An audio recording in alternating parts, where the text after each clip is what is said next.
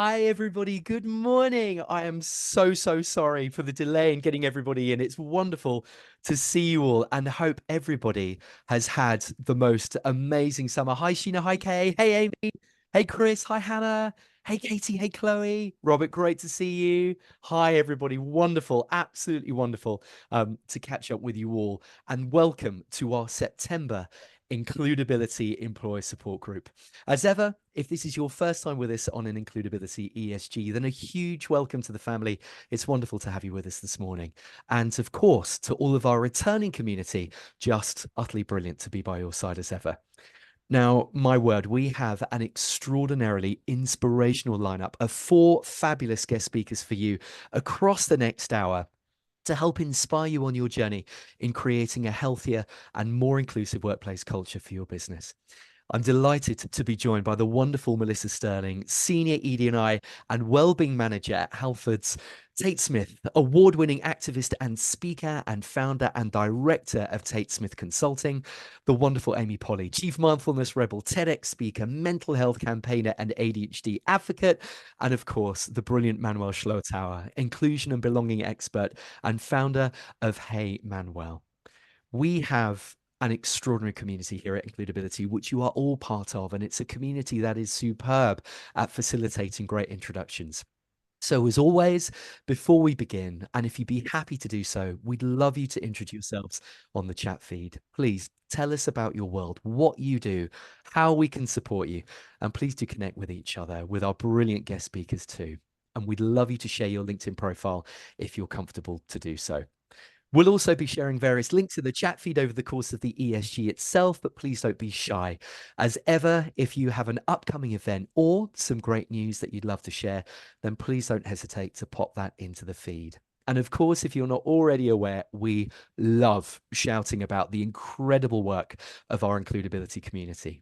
Chris, our lovely comms manager, will as ever be dropping Includability Gold into the chat feed, upcoming events, celebration days, weeks and months, resource links, video links, and of course, supporting with any questions that you might have during the ESG itself.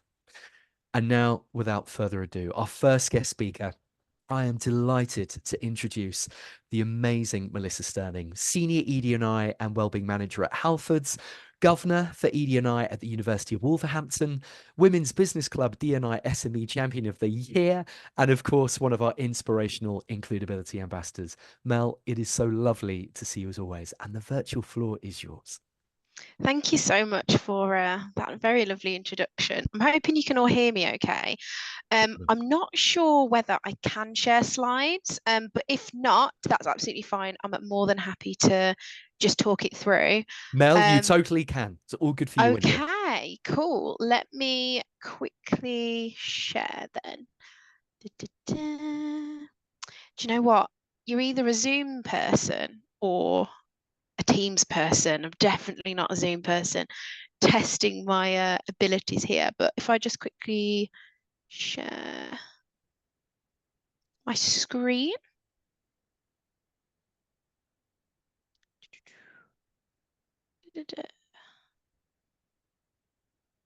Can everybody see what I've got here? Mel, I don't think quite yet. It's come up and saying that. Oh, brilliant. Mel, it's there. Absolutely there. It's there. Great. Okay. Yay. Awesome. I'm going to minimize you. Mel, I'm definitely with you. I'm more sort of, I tend to destroy things if I come on Zoom. So you're wonderful. No worries. So as Dave said, I'm currently Senior EDI and Wellbeing Manager at Halfords. This is my 4th week, so very new into the organisation, very much a learning curve. And I felt that actually this topic might be quite an interesting one to talk about, given my new role. And actually, Halfords does have mostly a male population at the moment, some of which is based on the industry and other factors as well. So what do we think of when we say EDI? So many different practitioners and people will have various ways of describing this acronym. It might be equality, diversity and inclusion. It might be equity, diversity and inclusion. Some people say DEI, diversity, equality and inclusion, diversity, equity, inclusion, inclusion and diversity, accessibility and inclusion, accessibility, diversity and belonging, accessibility, social mobility and belonging, accessibility, inclusion and belonging, and any other variation you could possibly think of. So I think I've got my point across in that it is a massive world of complexity, nuance, and actually, to talk about it at the bottom line, we're all trying to make a fairer place to work. But on the other hand, when we think of EDI, there's definitely some other bits and pieces that may spring to mind, which aren't necessarily the acronym. So people often consider fairness. They think about, well, what does the strategy look like for EDI? There's interventions, training and development, data and understanding, religion and belief, disability, neurodiversity, LGBTQ plus, race, ethnicity, and any other variation that you could think of. But a quick Google search will show you that actually men doesn't tend to be in that top list of things that come up with EDI. I also want to just put a slight disclaimer out there when I talk about men in this section of today's ESG group, that I am talking more about white cisgender men in this context, but I do recognise that there may be people where you are a different gender identity to the sex that you assigned at birth. So I just wanted to make that really clear. So what the data is telling us, so according to Forbes, nearly 70% of men in the workplace feel like they have been forgotten about when it comes to EDI efforts. And with that, the HR magazine also talked about how white men hold most leadership positions or decision-making roles. And as a result, white men are really feeling disengaged and non-committal when it comes to the space of EDI.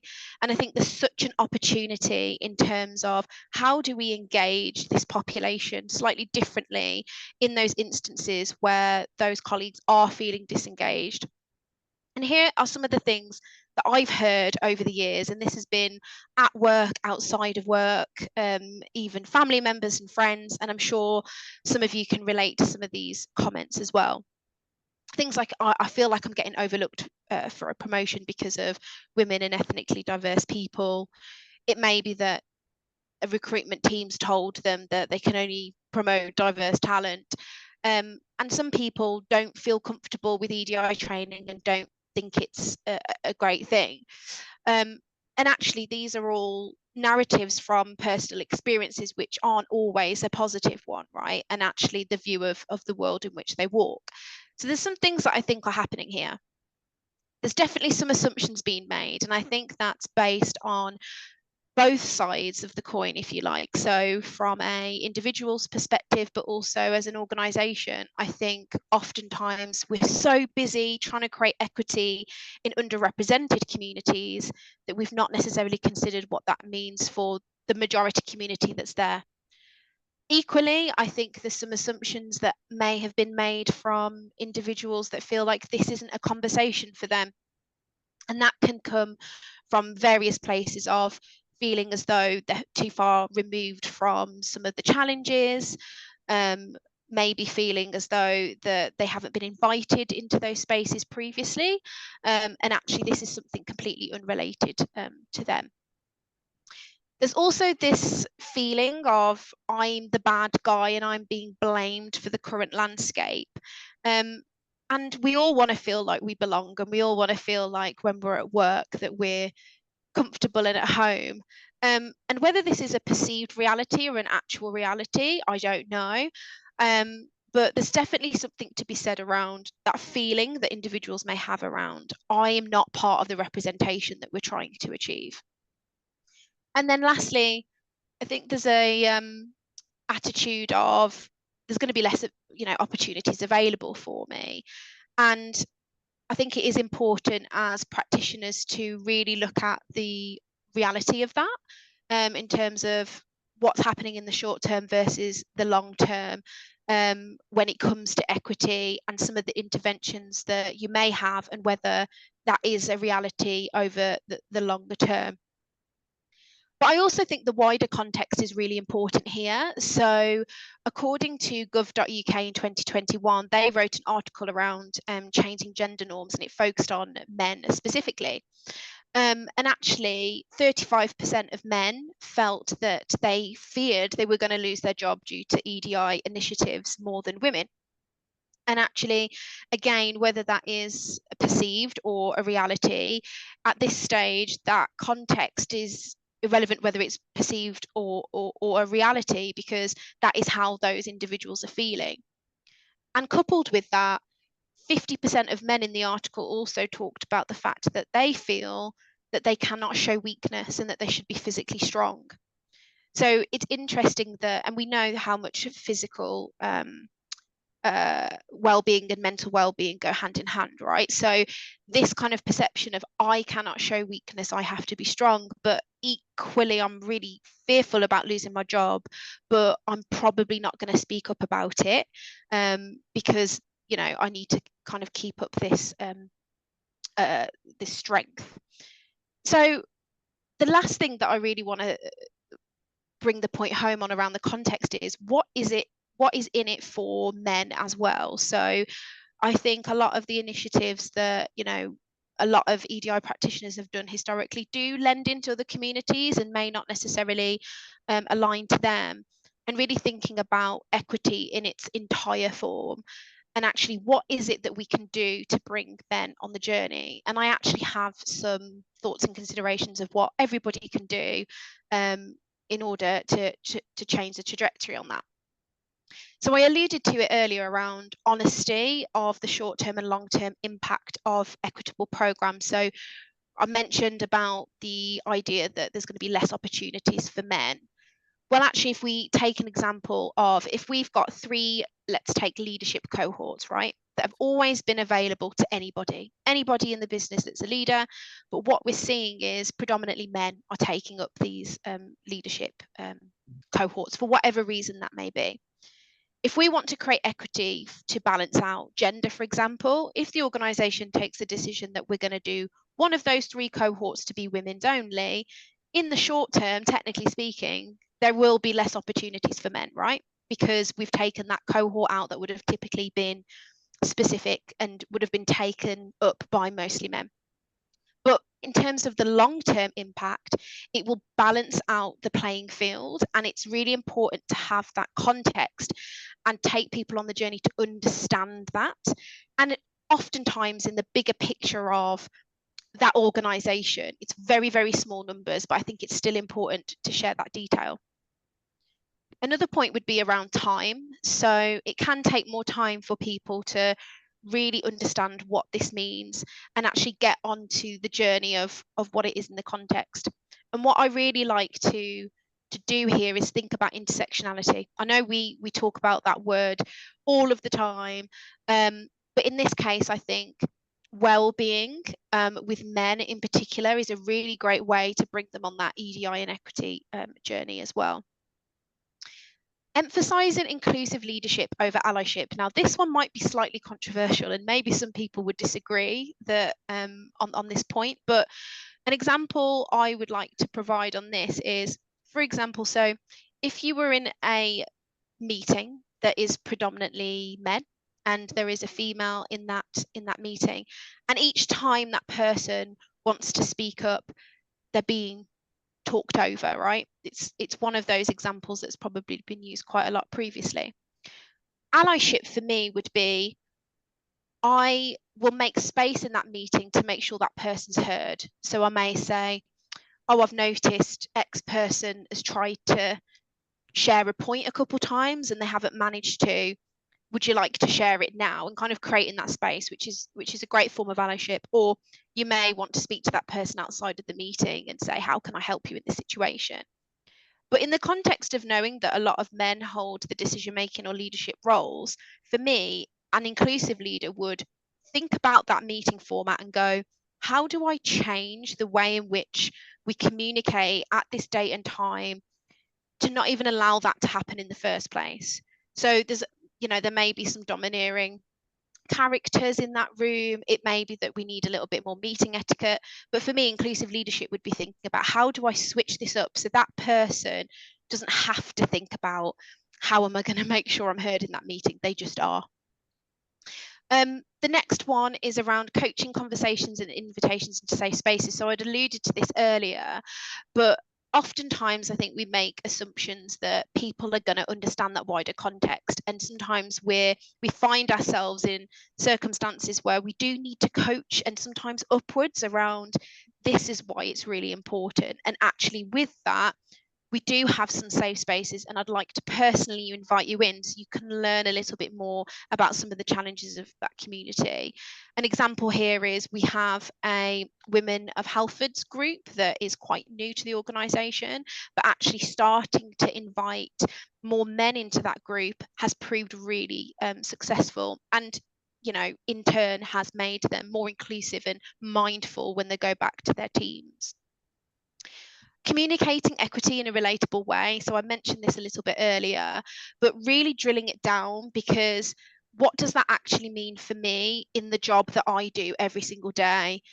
There's lots of different pictures and analogies and I guess more vague things that demonstrate equity. I'm sure we've all seen the one with the wall with the steps, and you need bigger steps for people of different heights and stuff like that. But actually, if I am a shift manager in the distribution center, what does equity mean? How am I inclusive in this context? Lifting the fear of exclusion as well. So we know that generally speaking, men don't often come to the forefront as much as we'd like to. And of course, the wellbeing agenda is definitely leaning into that. But removing that fear of exclusion by just being really proactive in terms of inviting men into the conversation is great.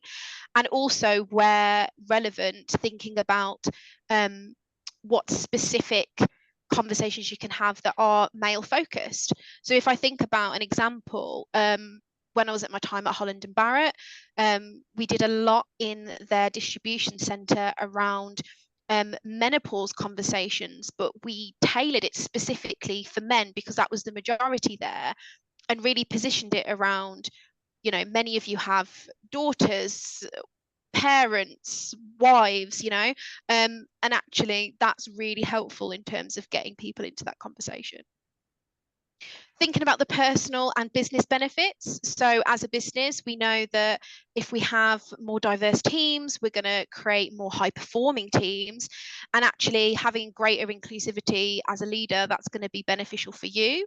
It's going to make your life much easier because you've got a great team, but also from a business perspective, profit and bottom line, it's proven to improve. And then lastly, I've touched on this slightly, but really thinking about male specific initiatives too. And I've mentioned wellbeing as an intersect during this talk today, and actually, introduced some male specific initiatives at Holland and Barrett using a fantastic organisation, and introduced ambassadors into the company, and actually it's been a huge success. And even though we had a mental health first aider programme, we did find that women typically used that service. So where we can create more safe spaces that are male specific as well, we're going to make sure that we're not excluding men from the EDI conversation. So that was my whistle stop tour. Thank you so much for listening, and I hope there were some nuggets that you could take. Mel, absolutely wonderful, incredible as ever, amazing insights. Thank you so much. And Mel was wonderful and mentioned it earlier, but she led Holland and Barrett through the process to become an includability committed employer last summer. And just a few days ago, she recorded a fantastic includability short sharing hot tips on how to build effective colleague networks. It's amazing. Chris has been wonderful, has already dropped that link into the chat feed for that 5-minute video. So please do grab a cuppa at some point today if you can and watch it. It is fantastic. Mel, we love you. Thank you so much. You're amazing.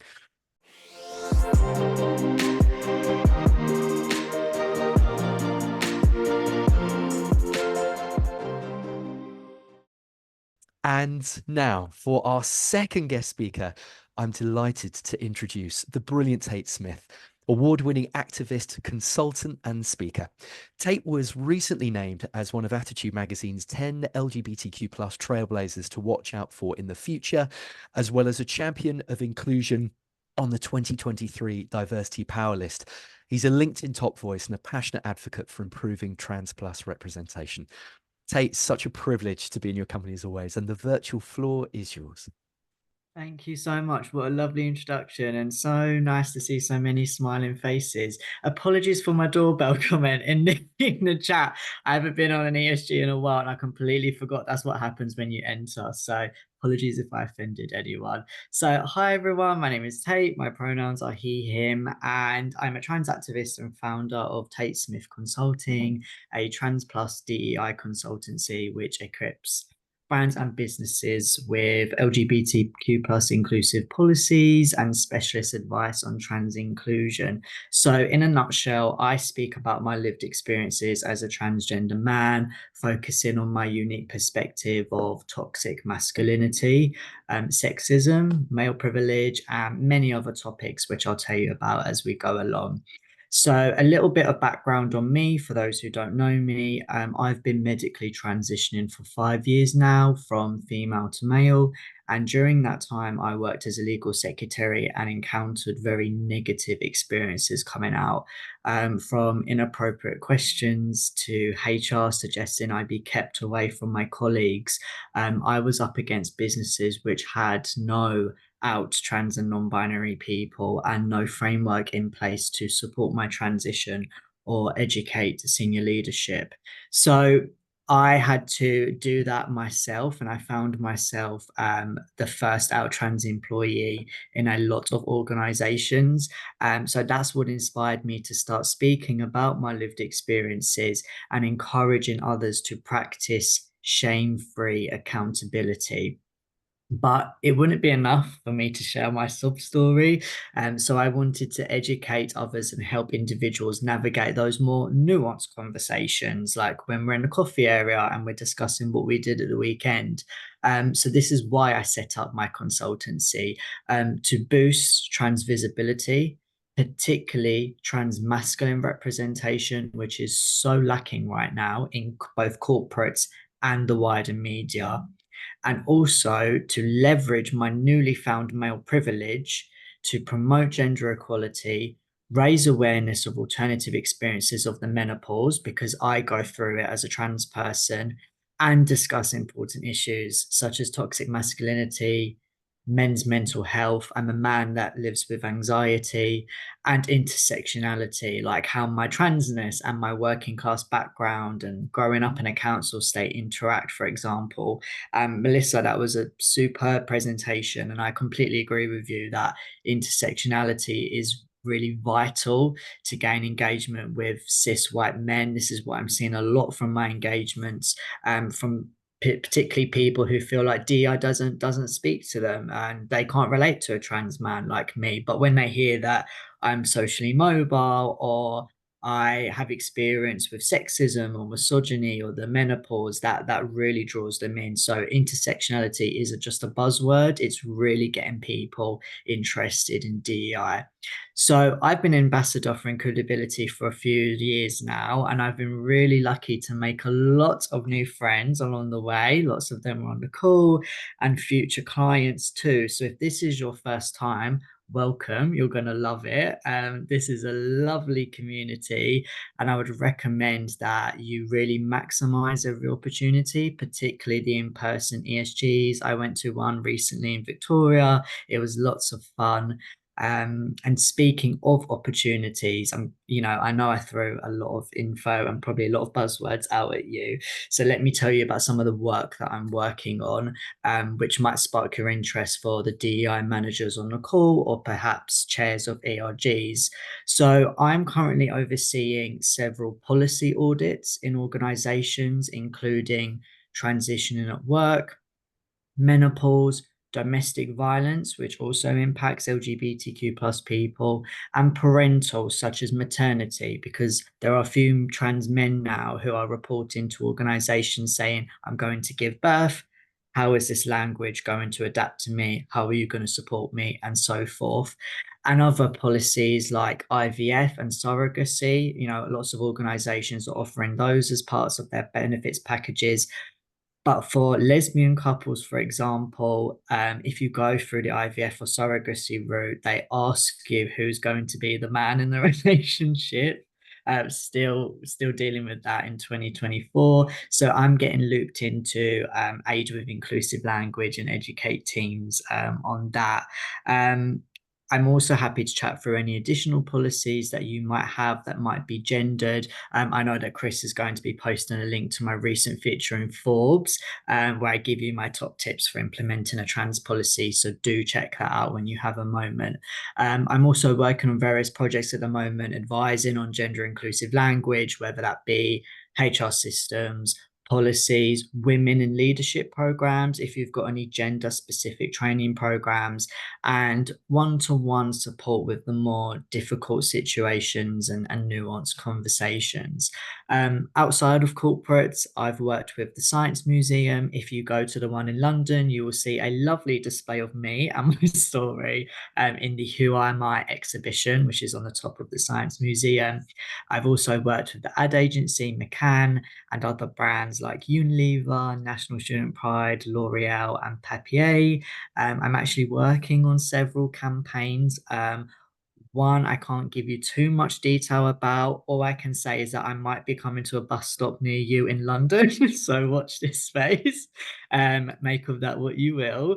But I'm also advising other campaigns with inclusive language and also starring, as a trans person, because like I say, we've got to boost this trans masculine representation.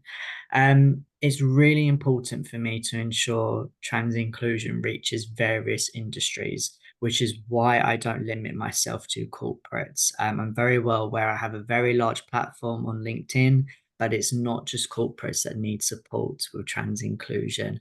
I work with charities, social enterprises, production companies as well, with things like reviewing scripts, consumer brands, SMOs, and ad agencies, creative agencies, and all that good stuff. I'm guessing my 10 minutes is drawing to a close, so I thought that I would give you a rundown on some visibility days that might be of interest to you, that link up with my story. So 10th of October, we've got World Mental Health Day. 11th of October, we've got National Coming Out Day. 18th of October is World Menopause Day. And then November is Pride 2.0 for me as a trans person, because it's Movember. So I do a lot of mental health talks around that.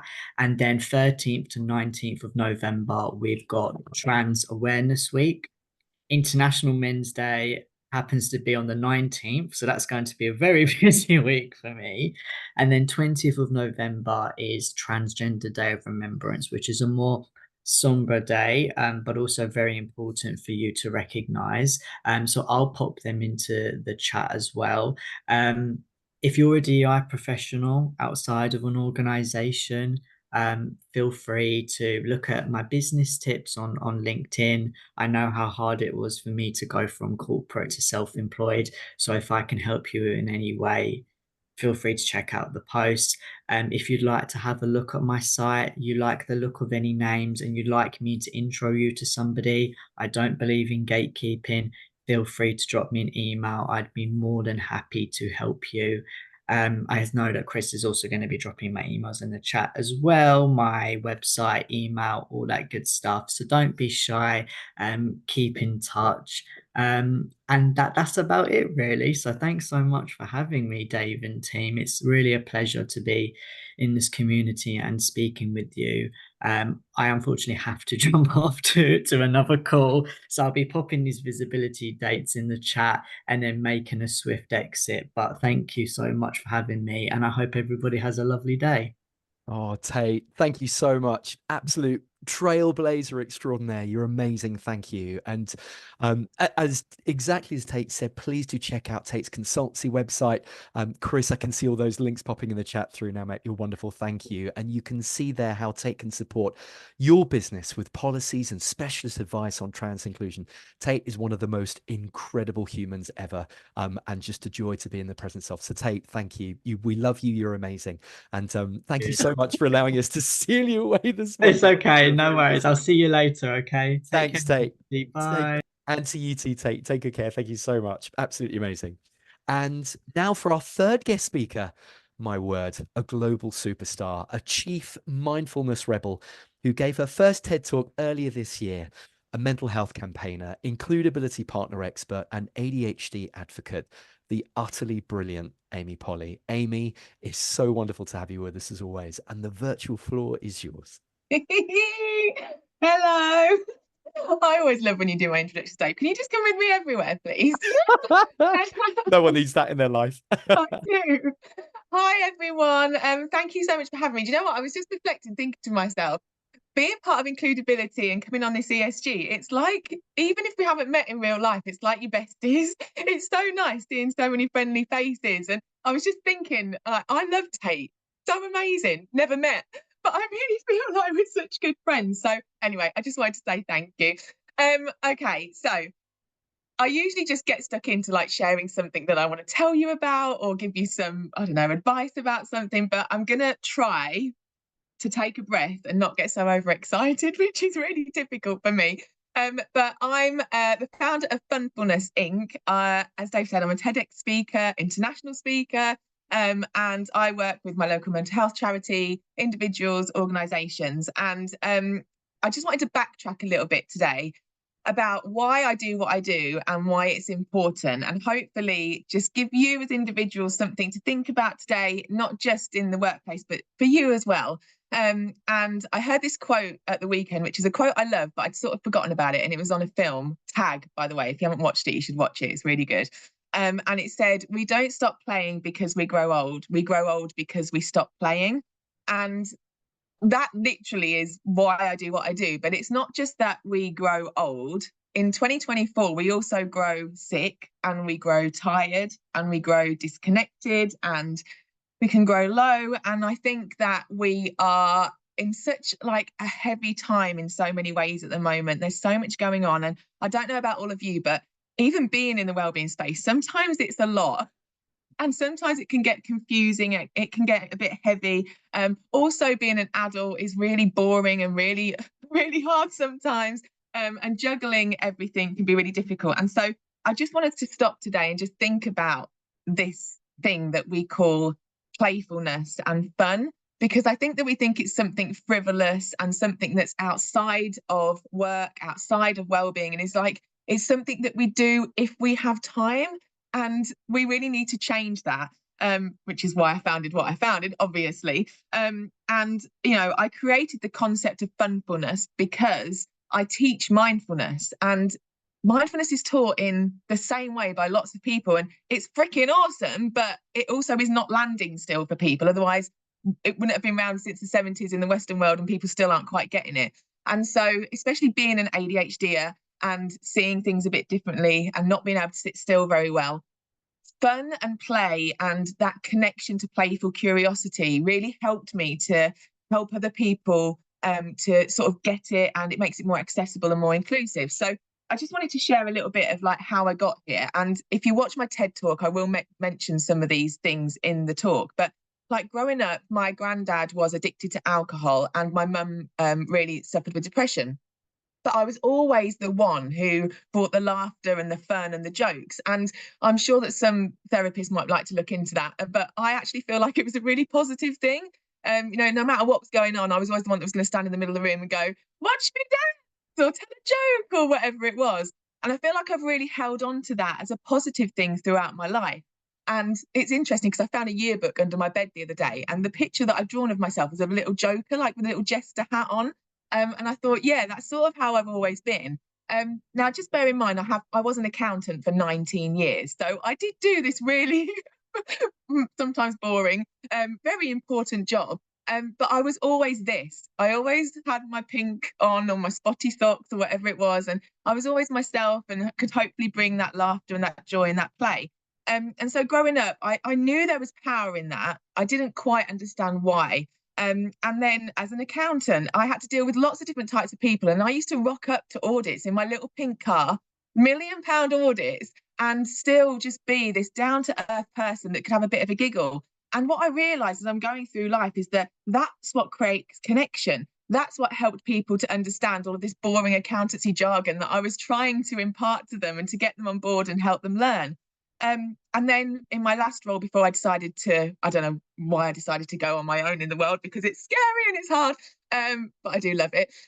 I was the head of 3 departments in the fire service, and I was strategic lead for mental health and wellbeing. And that was really hard, bloody work sometimes. But I also realized in that time, when I was a leader, when I was trying to create strategies, when I had deadlines of accounts to do, and I was looking after all these people, the thing that kept us connected was our playfulness, was our curiosity, was our compassion, was our fun. And all of these things come through with mindfulness, but also just the ability to be able to slow down a little bit and understand your people and understand yourself, what brings you joy, what makes you tick. And that really does help people to cope with stressful situations. Like, we needed to get a job done, but if we could have a laugh along the way, that's always what I wanted for every day that we were at work. And then finding out that I had ADHD back in 2021, that was like this big realization of my life. And that could have been really difficult because you start to sort of unpick everything that you've been through.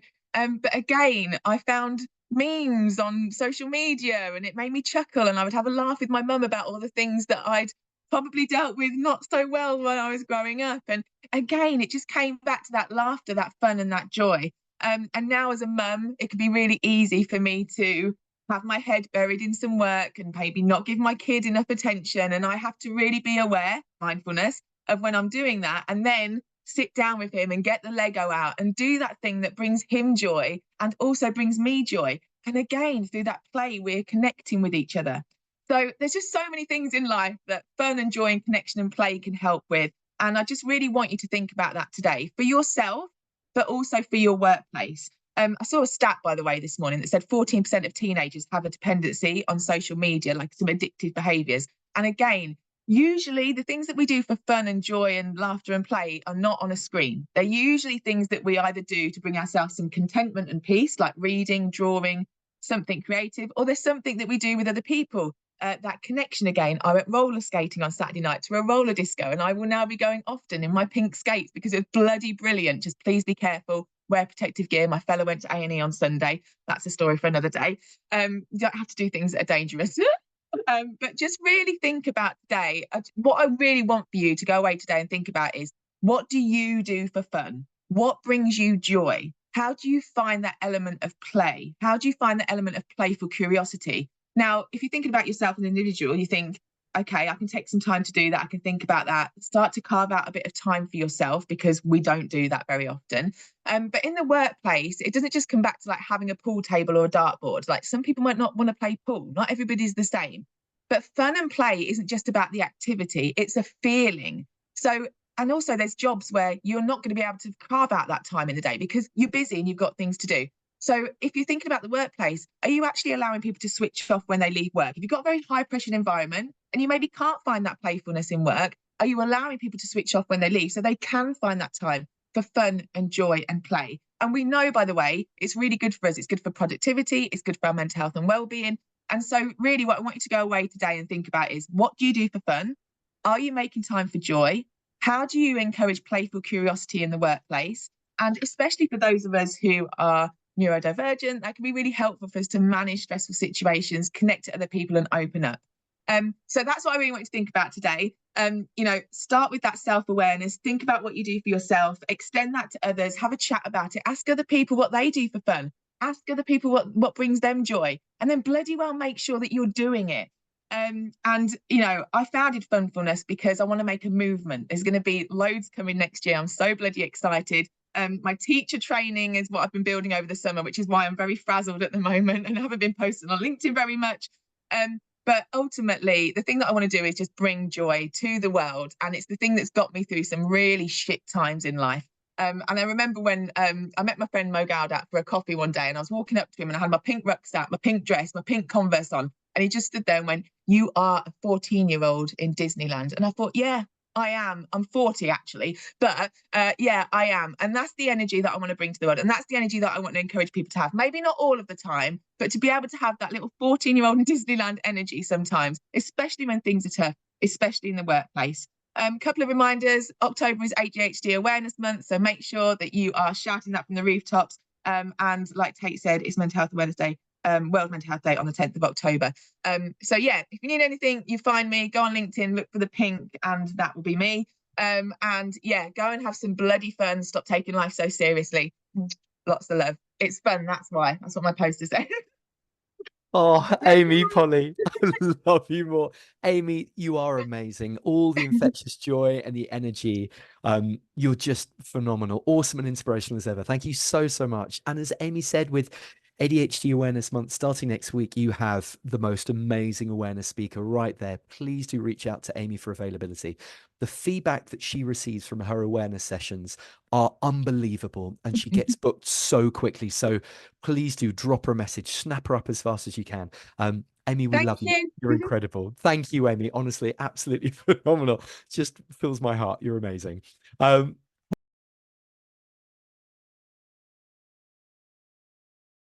And now, just before I introduce our fourth and our final guest speaker, we would love for you to vote for a charitable project that we can support on your behalf this morning through our partnership with B1G1.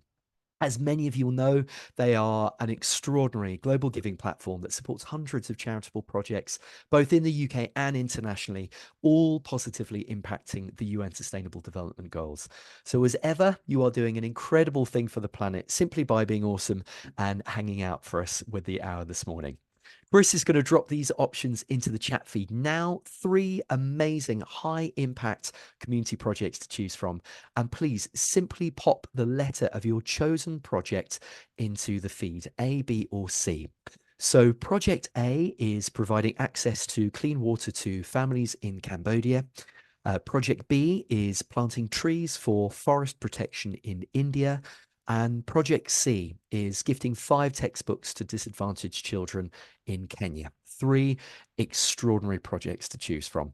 And if you put A, B, or C, or if you put A, B, and C, we'll make contributions towards all 3. It's impossible to choose them. As you cast your votes, I am delighted to introduce our 4th guest speaker, the wonderful Manuel Schlottauer, inclusion and belonging expert, LinkedIn top voice, founder of Hey Manuel, authentic award-winning leadership trailblazer, and of course, one of our brilliant includability ambassadors. We've had 4 now amazing includability ambassadors on the call. We're so blessed and grateful to have them all with us. Manuel, great to have you with us as always, my friend, and the virtual floor is yours. Thank you so much. I can only agree with Amy. I'd love to have you in my little pocket. I don't have a shirt with a pocket today, but just to introduce me, because no one does it like you do. And I keep telling that story, but I've been working with Dave in 2012, so 12 years ago. And everyone always got the Dave treatment. So when you joined the company, everyone got the Dave treatment. So Dave walking you around, introducing you to everyone, and he did the exact same phenomenal introductions without even knowing anything about me. And I was like, how is he doing that? So it's a phenomenal skill. And I hope to keep up the energy after Amy. I had so much energy. Actually, I discarded my topic and I thought we'd do a little therapeutic intervention for Amy because I'm the therapist. But no, we're not doing that. We can do that in another call. Let me quickly share my screen. The magic words we always say on Zoom: entire screen, no Chrome tab, and here we go. You should hopefully see that now. Do you? Fantastic. So I'm Manuel from heymanuel.com, and fantastic pronunciation also of that last name, Schlottauer. It's like a slow tower, but with a sh. So Schlottauer, that's fantastic. And just welcome everyone. Thank you so much for taking the time, investing in yourself, investing in your organization and your team today. And I will talk to you about the topic of mindful entrepreneurship. We could talk about entrepreneurship and what it's like to own a business, run a business, work in a business for hours, but I feel that most of you probably know way more about that than me.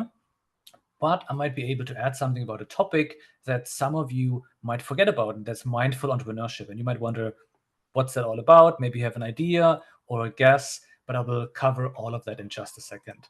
Just a quick introduction. Who am I? As said, my name is Manuel Schlotauer. I use the pronouns he, him. For anyone who's visually impaired, I have short, dark blonde hair, currently wearing a dark blue black shirt, and there's a blurry background behind me, I think. I'm a therapist and a coach specialized in supporting underrepresented communities and men's mental health. So the conversations today, also Melissa's chat earlier, really resonates with me. And I have a big focus on authentic leadership and confidence and authenticity overall. I'm also a consultant and speaker, helping companies, helping you navigate that complex intersection between mental health and HR and leadership and DEI. So I use DEI usually as the abbreviation. And over the years, I've supported so many people. Actually, I checked recently all my records, over 1,000 people resolve issues from lack of authenticity to body image issues, sexual performance, addiction, and many more. And I don't want to sell myself short. Really transform people's lives, right? By focusing on holistic well-being. And this really is what mindful entrepreneurship is all about. Implementing the concept of mindful entrepreneurship into your business practice is about creating a positive ripple effect across all of your areas of life, right? It's about holistic success instead of just focusing on the bottom line or your financial success in your company. So for the entrepreneurs or founders in the room, and really anyone else as well, it means balancing the financial success with holistic well-being on the other end. Mindful entrepreneurship then is not really a one-time achievement. It's a journey, it's an ongoing process where you constantly and consciously align your business goals with your personal fulfillment and your overall quality in life. And it's about making conscious choices that enhance your financial well-being, yes, but also your physical well-being, your social, romantic, spiritual life, your family life, and any other area that you deem are an important pillar of your well-being. So it could be your sex life, it could be your intellectual life, or your caretaking or parenting responsibilities, right? So mindful entrepreneurship is based on the premise that a loss anywhere is a loss everywhere. That's something that we use a lot in psychotherapy. A loss anywhere is a loss everywhere. So if you experience challenges in one area of your life, it will also negatively impact other areas of your life in the long run, including your business. And I want to showcase what mindful entrepreneurship can look like by sharing 3 quick client stories. So people that I've worked with and how they approached mindful entrepreneurship for themselves and what the work that we did together. So take, for example, my client, Sandra. And for all 3 clients, just to protect their privacy, I changed the name and anonymized the photo, but the story is exactly as it happened to them. So for Sandra, mindful entrepreneurship meant integrating regular exercise and healthy eating into her daily routine. Initially, when we started working together, Sandra really struggled with balancing her intense work schedule with her personal health. It meant early calls with employees in Singapore, and then late night calls with counterparts in Brazil and in the US. So it meant the nights were getting shorter, the sleep was getting worse, while at the same time, Sandra didn't really make time or have the time for exercise or fresh air or balanced meals.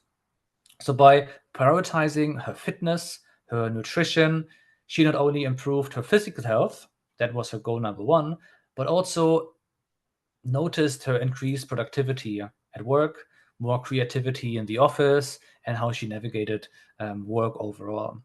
She went to bed more excited about the next day instead of just excited to crash on the bed, when you're so exhausted. And she had more energy in the morning as well. And in her own words, she said she simply felt more like herself.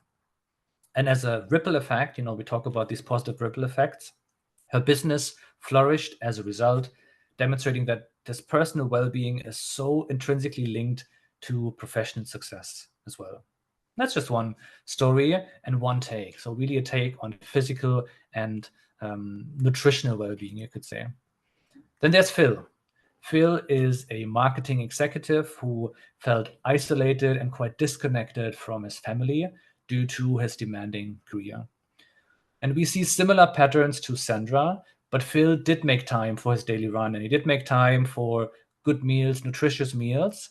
But what he did miss was his kids' sport practice or their school performances or simply being around to help them with their homework or watching a film together. And some of you might resonate with that story. Phil defined for himself that mindful entrepreneurship means including stronger relationships with his loved ones. And that included his family, but also his friends who he hasn't properly seen in a long, long time.